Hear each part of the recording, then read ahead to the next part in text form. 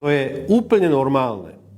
Lebo ak niekomu prekáža už samotné dokazovanie, potom mu nejde o spravodlivosť. To, čo som hovoril vtedy a teraz v podobnom duchu rozhodol aj odvolací súd, je celkom logické. Nie však pre niektoré slovenské mainstreamové médiá.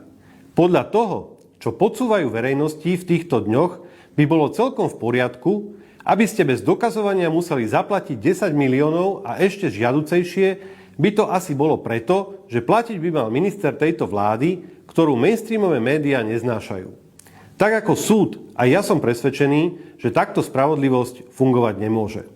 Krajský súd aktuálne nerozhodol, že minister Eštok má v celom tomto prípade pravdu a že vyhral, alebo že Čurilovci nemajú dostať odškodnenie.